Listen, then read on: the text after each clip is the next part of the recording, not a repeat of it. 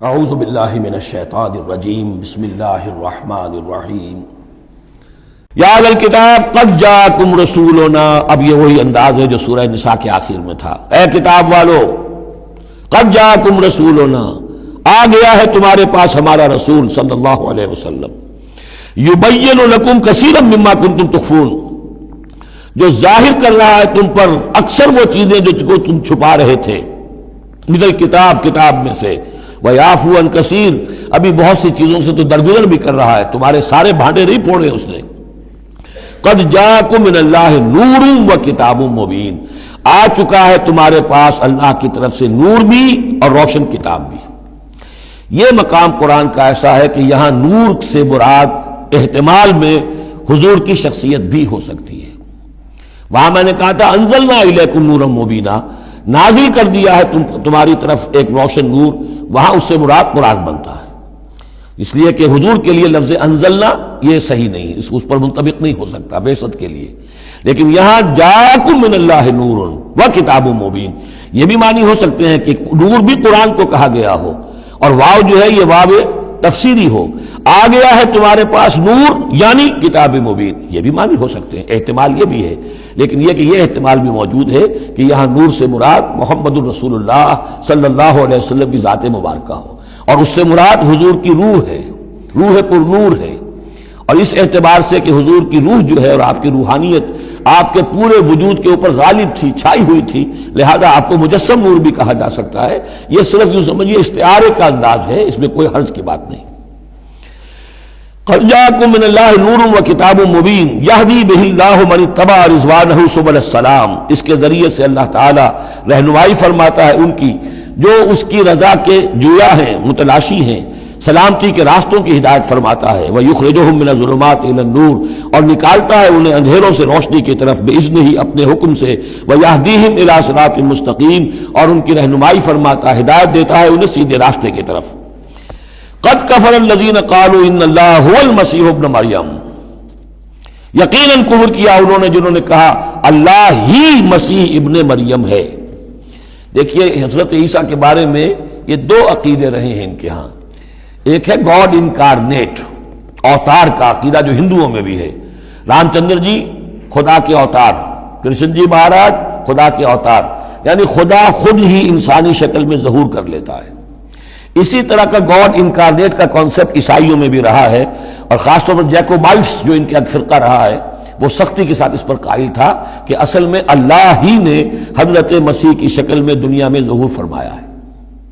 لقد کفر الذین قالوا ان اللہ هو المسیح ابن مریم، ان لوگوں نے بھی کفر کیا جنہوں نے کہا کہ اللہ ہی ہے، مسیح ابن مریم جو ہے حقیقت میں اللہ ہی ہے جو اس شکل میں ظاہر ہوا ہے. قل فمن یملک من اللہ شیئا، تو ان سے پوچھئے کہ کون ہے جسے اختیار ہو اللہ کے مقابلے میں کچھ بھی. ان ارادہ یہلک المسیح ابن مریم، اگر وہ ہلاک کرنا چاہے مسیح ابن مریم کو، وامہ، اور اس کی ماں کو بھی، مریم کو بھی، ومن فی الارض جمیعا، اور جو بھی زمین میں ہے ان سب کو ہلاک کرنا چاہے تو کون اس کا ہاتھ روک لے گا. وللہ ملک السماوات والارض وما بینہما، اور اللہ ہی کے لیے ہے بادشاہی آسمانوں کی اور زمین کی اور جو بھی کچھ ان دونوں کے مابین ہے.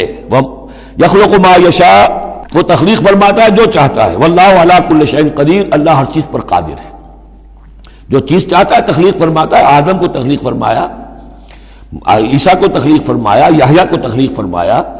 اعجاز کے اور معجزہ ہونے کی مختلف شکلیں ہیں. وقالت الیہود والنصارى نحن ابناء اللہ واحباؤہ، اور یہ یہودی اور نصرانی کہتے ہیں ہم تو اللہ کے بیٹے ہیں، یعنی بیٹوں کے مانند، لاڈلے. واحباؤہ، اس کے بڑے چہیتے ہیں، پیارے ہیں. قل فلم یعذبکم بذنوبکم، تو ان سے کہیے کہ پھر وہ تمہیں عذاب کیوں دیتا رہا ہے تمہارے گناہوں کی پاداش میں. اللہ کی اولاد ہو، چہیتے ہو، نبوکدنضر کے ہاتھوں تمہیں پٹوایا، 6 لاکھ تمہارے قتل ہوئے، تمہارا ہیکل اول جو ہے وہ شہید ہوا، ایسیرینز کے ہاتھوں تمہاری سلطنت اسرائیل ختم ہوئی، پھر تمہیں یونانیوں نے رگڑا، پھر تمہیں جو ہے رومیوں نے جو ہے کس طریقے سے تمہیں ایذائیں پہنچائی، اور تمہارا دوسرا جو ہیکل بنایا تھا وہ بھی گرا دیا.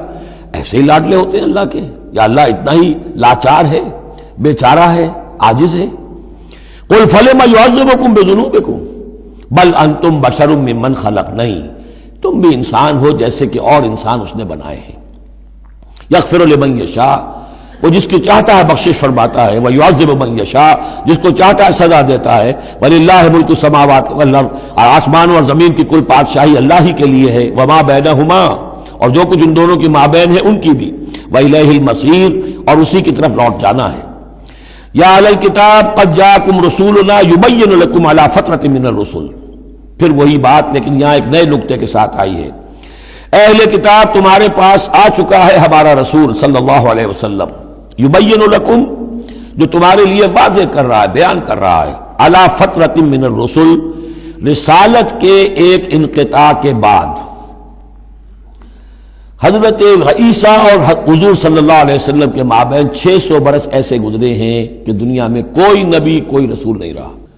یہ فترت ہے، فترت ہے، وقفہ ہے عارضی، اور پھر حضور کی بعثت، اور پھر فترت دائمی. اب رسالت کا دروازہ ختم، 600 برس کے لیے عارضی بند، پھر حضور کی تشریف آوری، اور اب تا قیام قیامت دروازہ بند. یا اہل الکتاب قد جاءکم رسولنا یبین لکم علی فترۃ من الرسل ان تقولوا ما جاءنا من بشیر، مبادا تم یہ کہو کہ ہمارے پاس تو نہیں آیا کوئی بشارت دینے والا ولا نذیر، اور نہ کوئی خبردار کرنے والا. فقد جاءکم بشیر ونذیر، تو سن لو آ گیا ہے تمہارے پاس خبردار کرنے والا اور بشارت دینے والے. رسلا مبشرین ومنذرین لئلا یکون للناس علی اللہ حجۃ بعد الرسل وکان اللہ عزیزا حکیما. سورہ نساء کی وہ آیت اب آپ کے ذہن میں رہنی چاہیے، بنیادی آیت. واللہ علی کل شیء قدیر، اور اللہ ہر چیز پر قادر ہے. صدق اللہ العظیم.